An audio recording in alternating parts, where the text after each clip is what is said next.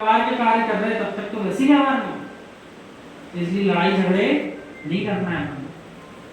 अभी तो बहुत सारे लोगों को वस्तु स्वरूप पता ही नहीं है, वे तो केवल हल्ला करना जानते हैं कि तुम कौन हो, हम व्यवहार वाले हैं। बोले तुम कौन हो, हम निश्चय वाले हैं। अरे तुम दोनों पागल हो, अभी तक आपके पास व्यवहार धर्म ही नहीं आया, निश्चय धर्म कहां से आएगा? क्यों कहा ऐसा, इसका चिंतन करिए, उत्तर हमने आपको अभी भी दिया है। कन्यादान मंदिर में तो हम गए थे, एक निश्चय वालों व्यवहार वाले नहीं जाते, इधर से इधर नहीं जाते, ऐसा नहीं करना है। बहुत गलत। अपन तो सभी जनालय में जाएंगे, अपन किसी संकल्प विकल्प में नहीं पड़ेंगे, अपन को दोनों नयों को लेकर के आगे बढ़ना है।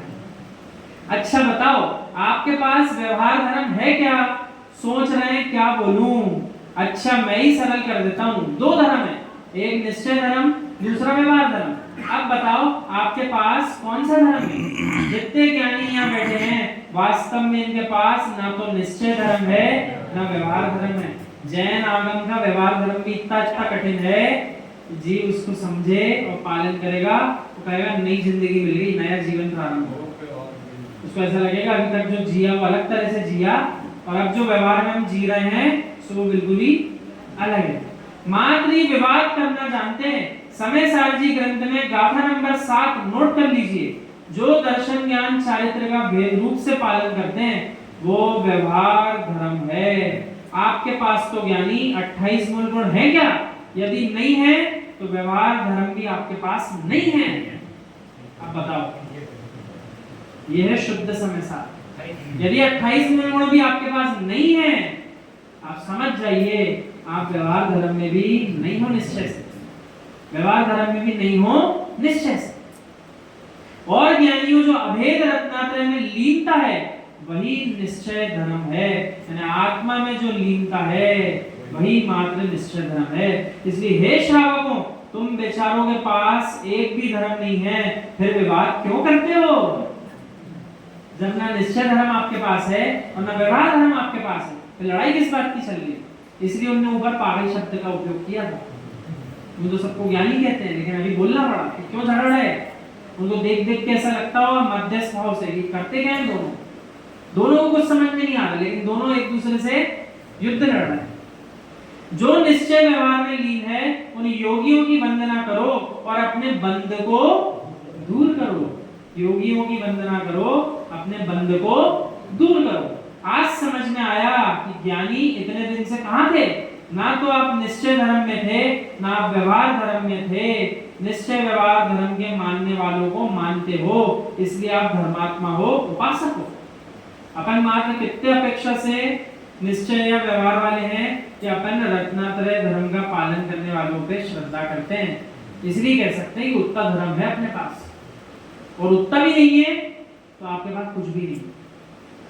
इतना भी नहीं है कि जो रत्नात्रय धर्म का पालन कर रहे उन पे श्रद्धा हो तो फिर आपके पास कुछ भी नहीं है, कोरा कागज है, पेन ऊपर ही ऊपर हवा में चल रहा है, अनंत काल लिखा कुछ नहीं एक अक्षर भी। लेकिन बता क्या रहा है, हमने बहुत मेहनत की, हमने बहुत मेहनत तो भली करते दिख रहे हो, काम तो कुछ हो ही नहीं। रत्नात्रय धर्म है, और रत्नात्रय धर्म ज्ञानी निर्ग्रंथ तपोधन के पास है पूर्ण रूप से, पूरी तरह से रत्नात्रय धर्म मात्र भावलिंगी विकारी श्रमों के पास ही होता है। एक देश रूप से देशव्रती श्रावक के पास है। देशव्रती श्रावक किसको कहेंगे और आप सबको याद हो चुका है, बताइए देशव्रती श्रावक कौन हुआ?